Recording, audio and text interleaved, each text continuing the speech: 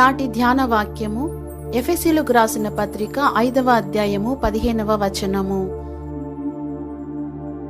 దినములు చెడ్డవి గనుక మీరు సమయమును పోనీయక సద్వినియోగము చేసుకొనుచు అజ్ఞానుల వలె కాక జ్ఞానుల వలె నడుచుకొనున్నట్లు జాగ్రత్తగా చూచుకొనుడి అని వ్రాయబడి ఉన్నది. ప్రియులారా, ఈ కడవరి దినాలలో సమయము యొక్క విలువను జాగ్రత్తగా మనము గుర్తిరిగి ఉండాలి. మనము అవునన్నా కాదన్నా సమయము దాటి వెళ్తూనే ఉంటది. ప్రభు రాకడ సమీపముగా ఉన్నది గనుక సమయం యొక్క ప్రాముఖ్యతను గుర్తిరిగి సమయములో ఉన్న 7 విషయాల్ని మనం ధ్యానించుకుందాం. మొదటిది క్షణము. కొరింథీయులకు రాసిన మొదటి పత్రిక 15వ అధ్యాయము 51, 52వ వచనాన్ని గమనిస్తే, మనమందరము నిద్రించము గాని నిమిషములో ఒక రెప్ప పాటున కడబూరం రోగగానే మనమందరము మార్పు పొందుదము అని వ్రాయబడి ఉన్నది. క్షణమాత్రపు రూపాంతరపు అనుభవం కోసము ఎంత ప్రయాసపడాలి ప్రియులారా.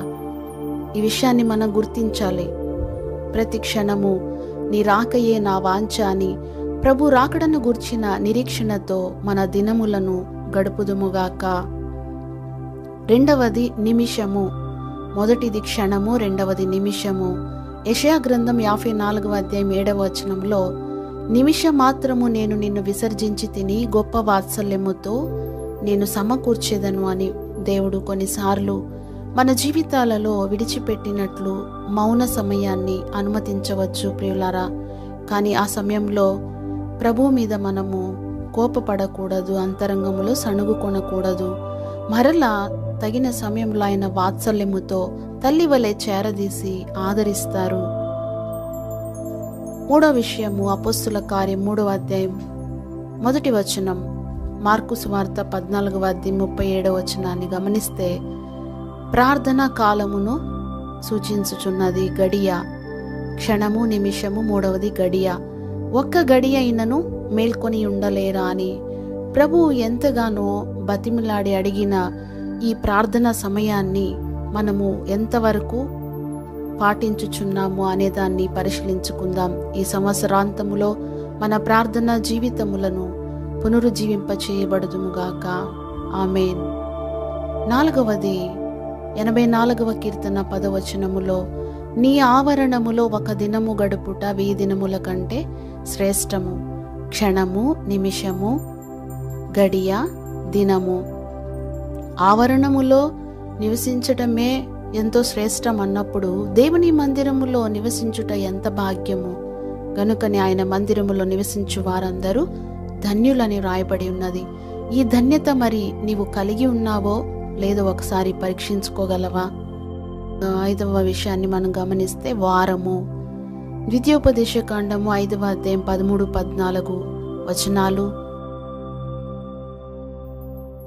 నిర్గమకాండం 34, 21లో గమనిస్తే, 6 దినములు నీవు కష్టపడి పనిచేసి దేవుని సన్నిధిని ఘనపరచే విశ్రాంతి దినమును గురించి వ్రాయబడి ఉంటది.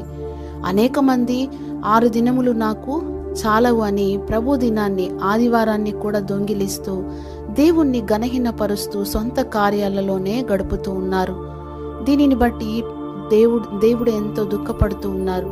మరి నీవు ఏ కోవకు చెందిన వ్యక్తివో గమనించుకొని నూతన పరుచుకుంటే ఈ సంవత్సరాంతములో చాలా మంచిది. అప్పుడే నీవు దేవుని మందిరములో ఉండే ఆశీర్వాదాల్ని పొందగలవు. 6వ విషయము ప్రకటన గ్రంథం 22వ అధ్యాయం 2వ వచనములో నెల గురించి వ్రాయబడి ఉంటది. నెల నెలకు ఫలించుచు 12 కాపులు కాయును అని వ్రాయబడి ఉన్నది. ప్రియులారా, మన ఆత్మ సంబంధమైన జీవితంలో ఆత్మీకంగా అటు ఆర్థికంగా అభివృద్ధి పదములో నడిపించబడాలి. మరి నీవు దిగజారిపోతున్నావా అంతకంతకు, లేక అభివృద్ధి నుండి మహా అభివృద్ధిని పొందుతున్నావా ఒకసారి పరీక్షించుకోవాలి. నీ అభివృద్ధిని కోరేటువంటి దేవుని యందు విశ్వాసం ఉంచి మనము ఆత్మికంగా, శారీరకంగా ఫలభరితమైన జీవితము జీవించుదుముగాక. నా వలననే నీకు ఫలము కలుగునని సెలవిచ్చిన దేవుని మాటను విశ్వసించినట్లయితే నిశ్చయముగా దేవుడు అభివృద్ధి పదములో నడిపిస్తారు. చివరిగా ద్వితీయోపదేశకాండము 11వ అధ్యాయం 12వ వచనములో సంవత్సరం గురించి వ్రాయబడి ఉన్నది. మనకందరికీ సుపరిచితమైనటువంటి వాక్యము. నీ దేవుడైన యెహోవా కన్నులు సంవత్సరాది మొదలుకొని సంవత్సరాంతం వరకు దాని మీద నిలిచి ఉండునని రాయబడి ఉన్నది. ఏ విధం చేతనైనా ఇంతవరకు కాపాడిన ఇశ్రాయేలు పరిశుద్ధ దేవుడు ఇక ముందుకు చివరి శ్వాస వరకు విశ్వసించి వాక్యమునకు అప్పగించుకొనిన ప్రతి ఒక్కొక్కరిని కృపాక్షేమాలతో నింపి నడిపించునుగాక. ఆమేన్.